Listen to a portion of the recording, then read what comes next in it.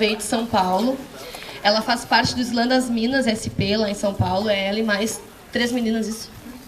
E é um movimento muito legal que está ganhando uma grande força agora no país. E a gente pode perceber isso através desse próprio evento, que ela está aqui no Sul já para passar isso para a gente. Isso é bem da hora. A gente vai trocar uma ideia aqui sobre o trabalho que ela está desenvolvendo, o que ela faz.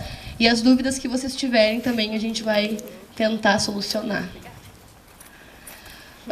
Queria conversar contigo para começar assim, como é que foi que tu começou com a poesia, como é que foi desenvolvendo isso e as dificuldades que tu enfrentou nesse processo. Oi, gente. Boa tarde a todas e todos. Obrigada pela presença de quem está aqui. Como a Bartira falou, é para a gente trocar uma ideia, então, por favor, não se acanhem, vamos conversar. Se vocês não participarem, também não tem por que nós estarmos aqui. Vim de São Paulo para isso, para trocar com vocês. Cheguei hoje de manhã de Porto Alegre e foi foda lá, muito, muito foda. Uma recepção incrível e muita gente interessada em levar esse movimento do Slam para frente, em trabalhar com a poesia. E para mim foi super importante plantar um pouquinho da minha semente por lá. Então espero que a gente possa ter uma troca bacana aqui também. Não se acanhe, porque o que acontece? Eu vou nos rolês para trocar ideia, as pessoas não perguntam. Aí eu chego em casa e meu Facebook lota de mensagem. Ai, porque eu fiquei com vergonha de te perguntar. Então, assim, pergunta, porque eu estou aqui só hoje. Amanhã já vou embora, então vamos aproveitar esse momento para ficar próximo. Estou feliz de ver várias meninas aqui, isso é muito legal. Eu sou de São Paulo, sou paulista, né, nascida e vivida lá. Agora que estou começando a dar mais um rolê aí pelo Brasil. Eu comecei a escrever poesia aos 8 anos de idade. Eu conheci a poesia através da escola, me encantei e comecei a praticar. Mas conforme eu fui crescendo e fui escrevendo, eu percebia que tinha alguma coisa estranha, porque eu não conhecia outras crianças que gostavam de escrever. Na minha família, ninguém falava muito de literatura, apesar da minha família ser muito ligada à música. A literatura em si não estava super presente, né, na minha família. E uma das coisas que eu comecei a refletir quando eu fui crescendo era que todos os poetas que eu li, eles já tinham morrido. E eu achava que, para eu poder ser reconhecida pelo meu trabalho, eu ia ter que morrer também. Aí depois alguém achar meus escritos lá e falar, nossa, olha só, aconteceu, essa menina existiu. E, de repente, isso iria vir à tona. E eu achava que esse seria o único momento onde, de repente, meu nome ia ser citado em trabalhos de escola e alguma outra referência minha ia aparecer depois que eu morresse. Porque eu não tinha referência de pessoas que escreviam, primeiro, que eram novas, segundo, eu não conhecia mulheres que escreviam, e terceiro, eu não sabia que existiam mulheres negras que faziam isso.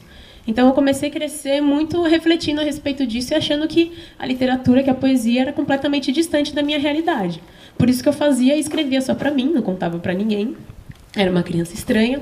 Acho que a gente nunca cresce ouvindo as crianças falarem, quando você pergunta, o que você quer ser quando crescer? Eu quero ser escritor. Quem fala isso? Eu quero ser poeta. Não existe, né? A gente também não trabalha isso com as crianças. E a gente sempre acha que é muito distante, principalmente se a gente vem da periferia, porque a poesia está lá, num lugar, num pedestal, onde parece ser completamente intocada, e só pessoas da burguesia podem se aproveitar dela, né? Podem trabalhar com ela, e na verdade não. Quando eu fiz 18 anos, eu conheci o movimento dos saraus em São Paulo. Fui trabalhar numa livraria e meu mundo abriu a partir daí, porque encontrei pessoas que tinham a mesma idade que a minha, que estavam nas mesmas quebradas e que escreviam, que queriam trocar e que queriam falar. Mas começar a declamar nesses espaços foi um outro processo, porque a maior parte dos lugares eram lotadas por homens. Então eu tinha muita vergonha de falar. Mas da mesma forma como eu tinha vergonha, eu tinha muita necessidade de falar também.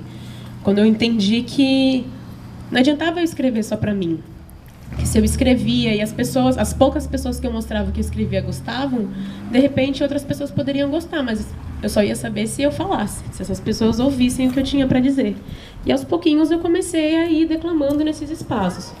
Hoje eu estou com 28 anos, eu já tenho 10 anos nessa caminhada de literatura independente, lançando o livro independente. Inclusive a gente fez uma mini banquinha ali, tem o meu livro, tem um pouquinho dos meus materiais. Tem o livro da Pan Araújo também, que é minha parceira lá do Slam das Minas.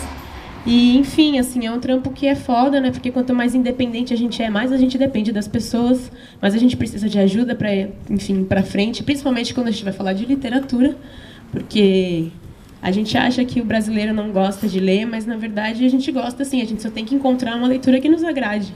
E a poesia é isso também, né? A gente não pode achar que a poesia A gente cresce achando que ela é chata porque a escola mostra só a parte chata, eles impõem isso pra gente, né? Então você tem que ler por obrigação, para poder fazer uma prova, para poder passar no vestibular, e não trazem a magia que a poesia tem, assim, você não consegue crescer achando ela legal.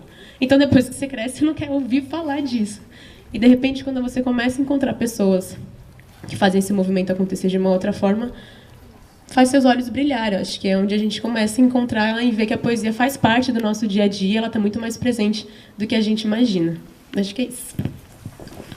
É legal. E é bem interessante porque eu, por experiência própria, a gente acaba percebendo assim, que quando a gente escreve, a gente sempre se preocupa muito com o quem vai ouvir o que a gente está escrevendo, né?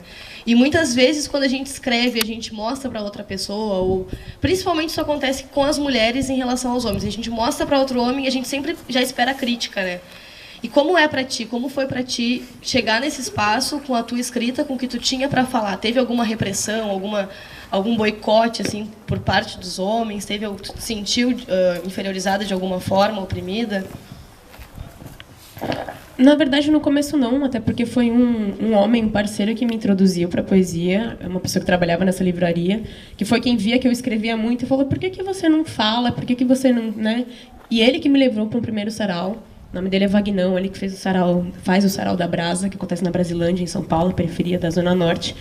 E foi, tipo, para mim, a melhor coisa, assim, a pessoa mais importante, porque se não fosse por ele me pegar no braço e falar: vamos, porque você vai gostar, acho que nada disso teria acontecido, assim. Ele que, na verdade, abriu para mim as portas dos saraus, assim, da poesia